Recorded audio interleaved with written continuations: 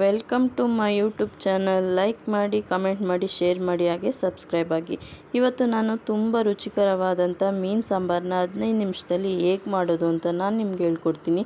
ತುಂಬ ಅಂದರೆ ತುಂಬಾ ಈಸಿ ಮಾಡೋದಕ್ಕೆ. ಇಲ್ಲಿ ಮೊದಲಿಗೆ ಮೀನನ್ನು ತೊಳೆದು ಅಚ್ಕಾರದ ಪುಡಿ, ಅರಿಶಿನ, ಉಪ್ಪು ಹಾಕಿ ಮಿಕ್ಸ್ ಮಾಡಿ 10 ನಿಮಿಷ ಎತ್ತಿಡಿ. ಇಲ್ಲಿ 3 ಈರುಳ್ಳಿ, ಚಕ್ಕೆ, ಲವಂಗ, ಕಾಳುಮೆಣಸು, ಶುಂಠಿ, ಬೆಳ್ಳುಳ್ಳಿ, ಕೊತ್ತಂಬರಿ ಸೊಪ್ಪು, 1 ಕಪ್ ಇಲ್ಲಿ ಕಾಯಿ ತೊಗೊಂಡಿದ್ದೀನಿ, 3 ಟೊಮೊಟೊ ಹಣ್ಣು ತೊಗೊಂಡಿದ್ದೀನಿ. ಇಲ್ಲಿ ಸಾಂಬಾರು ಪೌಡ್ರ್ 3 ಸ್ಪೂನು, ಕಡಲೆ ಹಿಟ್ಟು 1 ಸ್ಪೂನು, ಗಸಗಸೆ 1 ಸ್ಪೂನು, ಚಿಟಿಕೆಯಷ್ಟು ಅರಿಶಿನ ತೊಗೊಂಡಿದ್ದೀನಿ. ಇಲ್ಲಿ ಹುಣಸೆಹಣ್ಣು ರಸ ತೊಗೊಂಡಿದ್ದೀನಿ. ಇದನ್ನಿಷ್ಟು ಹಾಕಿ ನುಣ್ಣಗೆ ರುಬ್ಕೊಳ್ಳೋಣ. ನೋಡಿ, ಇಲ್ಲಿ ಒಗ್ಗರಣೆಗೆ 1 ಈರುಳ್ಳಿ, ಕರಿಬೇವಿನ ಸೊಪ್ಪು ತೊಗೊಂಡಿದ್ದೀನಿ. ಒಂದು ಅಗಲವಾದ ಪಾತ್ರೆ ತೊಗೊಂಡು ಅದಕ್ಕೆ ಸ್ವಲ್ಪ ಎಣ್ಣೆ ಹಾಕ್ಕೊಂಡು, ಎಣ್ಣೆ ಕಾದ ನಂತರ ಇಲ್ಲಿ ಈರುಳ್ಳಿ ಮತ್ತು ಕರಿಬೇವಿನ ಸೊಪ್ಪನ್ನ ಹಾಕ್ಕೊಂಡು ಫ್ರೈ ಮಾಡ್ಕೊಳ್ಳಿ. ಈರುಳ್ಳಿ ಸ್ವಲ್ಪ ಗೋಲ್ಡನ್ ಬ್ರೌನ್ ಬರೋವರೆಗೂ ಫ್ರೈ ಮಾಡ್ಕೊಳ್ಳಿ.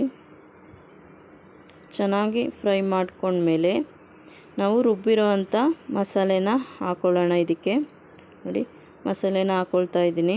ನೋಡಿ, ತುಂಬ ಅಂದರೆ ತುಂಬಾ ನುಣ್ಣಗೆ ರುಬ್ಕೋಬೇಕು, ಆಗಲೇ ಮೀನು ಸಾರು ತುಂಬ ಅಂದರೆ ತುಂಬಾ ಟೇಸ್ಟಿಯಾಗಿ ಬರುತ್ತೆ. ಈಗ ನೀರು ಎಷ್ಟು ಬೇಕೋ ಅಷ್ಟನ್ನ ಆ್ಯಡ್ ಮಾಡ್ಕೊಳ್ಳಿ. ನೋಡಿ, ಮಿಕ್ಸ್ ಮಾಡಿಕೊಂಡು ಎಷ್ಟು ಬೇಕೋ ಅಷ್ಟನ್ನ ನೀರನ್ನ ಹಾಕ್ಕೊಳ್ಳಿ. ನೋಡಿ, ನಾನು ನೀರನ್ನು ಹಾಕಿದ್ದೀನಿ. ಈಗ ಇಷ್ಟು ಹದದಲ್ಲಿದ್ದರೆ ಸಾಕು. ತುಂಬ ಅಂದರೆ ತುಂಬ ಗಟ್ಟಿನೂ ಬೇಡ, ತುಂಬ ತೆಳ್ಳಗೂ ಇರಬಾರ್ದು. ನೋಡಿ, ಮೀಡಿಯಮ್ ಹದದಲ್ಲಿದ್ದರೆ ಸೂಪರ್ ಆಗುತ್ತೆ ಮೀನು ಸಾರು. 15 ನಿಮಿಷ, ಕೇವಲ 15 ನಿಮಿಷದಲ್ಲಿ ಮೀನು ಸಾಂಬಾರನ್ನ ನಾವು ಮಾಡ್ಕೋಬೋದು. ನೋಡಿ, ಈಗ ಇದನ್ನು ಕುದಿಯೋಕ್ಕೆ ಬಿಡೋಣ. ನೋಡಿ, ಕುದೀತಾ ಇದೆ. ಈಗ ಕುದ ನಂತರ ರುಚಿಗೆ ತಕ್ಕಷ್ಟು ಉಪ್ಪು ಹಾಕ್ಕೊಳ್ಳಿ. ಅಲ್ಲಿ ಮೀನಿಗೂ ಕೂಡ ಉಪ್ಪು ಹಾಕಿದ್ದೀನಿ, ಹಾಗಾಗಿ ಇಲ್ಲಿ ನೋಡ್ಕೊಂಡು ಉಪ್ಪು ಹಾಕ್ಕೊಳ್ಳಿ. ಈಗ ಉಪ್ಪು ಹಾಕಿದ ನಂತರ ಇದನ್ನು ಚೆನ್ನಾಗಿ ಬೇಯಿಸಬೇಕು. ನಾವು ಇದನ್ನು ಕಲರ್ ಚೇಂಜ್ ಆಗುತ್ತೆ ಮೀನು ಸಾಂಬಾರ್ದು. ನೋಡಿ, ಫುಲ್ ಚೆನ್ನಾಗಿ ಮಿಕ್ಸ್ ಮಾಡ್ಕೊಳ್ಳಿ.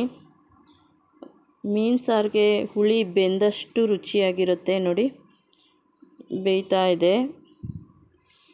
ಮಧ್ಯೆ ಕೈ ಆಡಿಸ್ತಾನೆ ಇರಿ. ನೋಡಿ, ಈಗ ನೀವು ಇದಕ್ಕೆ ಉಪ್ಪು, ಖಾರ, ಹುಳಿ ಏನು ಬೇಕೋ ಅದನ್ನು ನೋಡ್ಕೊಂಡು ಹಾಕ್ಕೊಳ್ಳಿ. ನೀವು ಇಲ್ಲಿ ಎಲ್ಲ ಅಳತೆಗೆ ಕರೆಕ್ಟಾಗಿ ಹಾಕಿದ್ದೀನಿ ನಾನು.